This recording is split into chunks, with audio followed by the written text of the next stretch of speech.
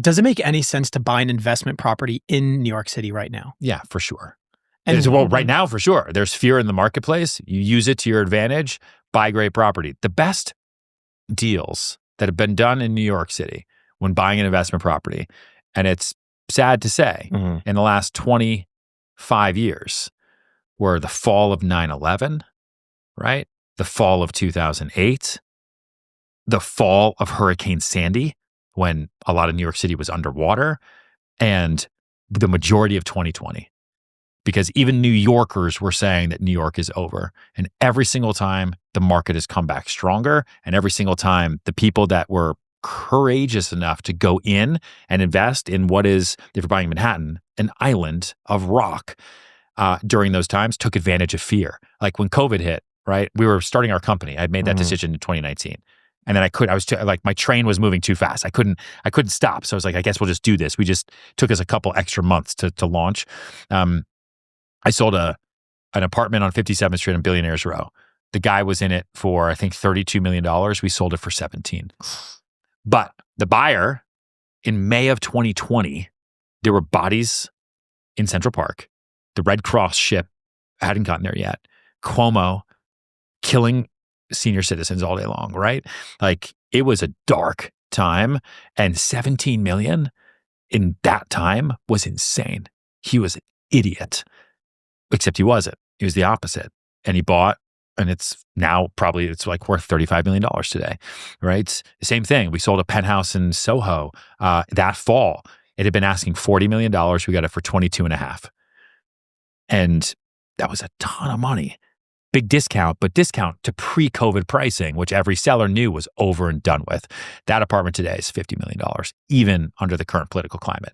So like I think you always negotiate with fear as a fundamental in good markets and in bad markets. And I think anyone who's smart and who has cash today is looking at a market like New York City and saying, where can I get a great deal?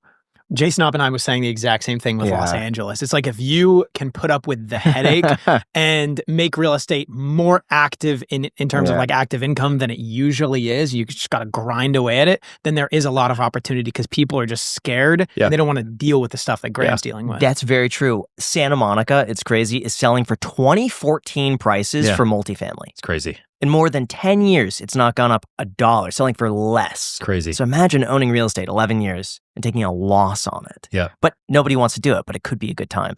Yeah. Listen, you always just have to make the right decision based on what makes sense for you. If you're buying to fix and flip, you're not holding it for 11 years, right? If you're buying to actually live in it and you're going to break even and you just had your carry costs, like, you have to live somewhere anyway. And rents are incredible. There's parts of New York City now in a way that I've never seen before where it's more expensive to rent than it is to own. And it just hasn't been that way for a long, long time. So as long as rates come down and as long as there's some sort of government intervention on taxes in some way, shape or form for real estate, I think you could see a really, really big boom. How do you think Zohran Mamdani's policies are going to affect prices in New York? It remains to be seen. Listen, worst case scenario is New York City goes on a hold. COVID was 6 years ago, right? Like, it was a long time ago now, even though it doesn't feel that way.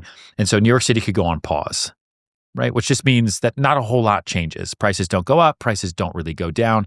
There are always panic sellers. Like, during tariffs, when Trump announced tariffs for the first time earlier this year, the stock market fell, right? It was a disaster. That whole weekend, he's playing golf. Everyone's panicking.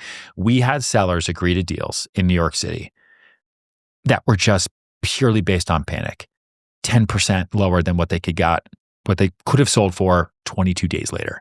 Oof. But sellers just panic, right? Like, fear fuels markets. So if you just stay calm and you just breathe, New York City has gotten through terrorist attacks, global recessions, global pandemics, climate change, or this, that, the other, way worse than a 33-year-old TikTok mayor. So like, the worst that can happen is it slows down. I think what probably happens is you have a big pause on development, which means that anything under construction now, anything new, anything luxury today just gets more valuable because it goes right back to supply and demand. What draws prices down, which is what he should do, is incentivize building, rezoning, create more housing, make a ton of it more affordable. The more housing you have coming to the market, the more pressure you're going to have on pricing. And then the more you're going to have to incentivize everybody else to lower prices, do this, do that. Like Giuliani post 9/11 created a 421A and 421G tax abatement in New York City. And everyone was up in arms. And all it did is said, if you are willing to develop real estate in New York City so that people will live here and feel safe, you can defer all real estate taxes for 10 to 25 years, depending on the asset, right? Depending on if you're going to build some public infrastructure, if it's a conversion building, this, that, the other.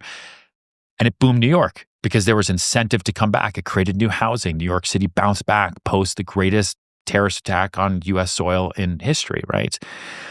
So if he creates incentives instead of taking away the opportunity to build, I think pricing could go through the roof. But if he just holds firm and pushes on a lot of his other policies, then New York City will probably just stay on pause for a second. Great real estate will still sell. Other real estate will just sit tight and everyone will just wait out what happens. Does that also apply to freeze the rent? Yeah, he's talking about rent freeze and rent stabilized and rent controlled apartments. I mean, all that does, and I get it. Like, I understand why he won. I totally understand. Yeah. It is unbelievably unaffordable. Not just for the home, like, I mean, there are 350,000 people in New York City that are homeless. Like, I wear one of these bracelets on my wrist. Every dollar we sell from this one goes to the Coalition for the Homeless in New York City. And I push that as much as possible. Rent is high. Food is too high. Regular necessities are all too high. Healthcare is too high, even with Obamacare or how you use it, right? So I get it. Like, if you're angry and someone comes out and says, I know why you're angry and I'm going to fix it, that guy, you vote for that guy. Whether you know how he's going to do that or not, it doesn't matter. It's just someone who's aligning with your anger. Like, I totally get it. Mirroring anger is probably the greatest way to the office ever. We saw Trump do it on the same side. Mamdani is the left's version of Trump. Right? It took the hard left position, and a lot of people said, yeah. But if you talk to people right now as to, great, awesome, how is this going to happen? No one has any idea, and nor do they really care. But I think if he focuses on creating instead of taking, we could have a great city, and I hope he does, man. Like, there's only one New York. Yeah. How would a rent freeze in New York City affect the prices? I don't know, because I don't think it's possible. So like I don't think there's a real case study in the US anyway, definitely in New York. What a rent freeze will do is disincentivize anyone who actually owns said apartments to fix them. And so you go back to like New York City of the 60s and 70s, where you have these derelict buildings with apartments that are falling apart, hallways that are crap, light bulbs that are out, trash that's not picked up. And that then affects the sidewalk, which then affects the next building, that then affects the next building. And then developers come and say, well, I can't build on this block. These buildings are all disaster. That then affects the next building. And then these buildings go underwater because the rents are frozen, but you're not freezing interest rates. You freeze rent, that's fine, but you're not freezing the rates. You're not freezing markets. You're not freezing time. And so who's going to fix all these apartments with what money? Like with what profit? You're just not going to do it. And that's what happens. You know what I never understood is why rent control still applies to people who make several $100,000 a year. I thought it would be a great principle, at least better than the current system, is if you're making above a certain amount, you're not rent controlled. Because otherwise you have people that are making $200,000 a year that just happen to be in a rent controlled spot because they happened to sign a lease in 2010. Yeah. It's hard to get tenants out of apartments who are making more money. It does happen.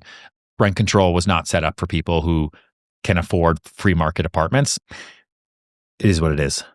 Real quick, how many times have you actually panicked because you could not find your wallet? I'm talking full stop, heart drop, where it's complete panic, because I have way too many times, and now there's a wallet that just shows up in your Find My app. Me telling you that it's been a game changer is a complete understatement, because I cannot tell you how many times I've lost my wallet. But with MagBack, I just open Apple's Find My app to play a sound if it's nearby or just see it on a map. That's why we're so excited to partner with MagBack. Honestly, we've been waiting to talk about this because they make a smart wallet, and it's one of those products where once you see how it works, you'll just immediately want it. It carries up to 9 cards while while still looking sleek. Plus, they're made of genuine top-grain leather that gets softer and develops more character the more you carry it. It also doubles as a phone stand, and it's compatible with QI wireless chargers, so you don't sacrifice your MagSafe capabilities. In addition to wallets, MagBack offers minimalistic phone cases, multi-chargers, wireless chargers, Tesla chargers, and rim cases and key tags. Funny enough, one of my favorite products is the Tesla-compatible charger. I have it in my Tesla. I absolutely love it. If you have a Tesla,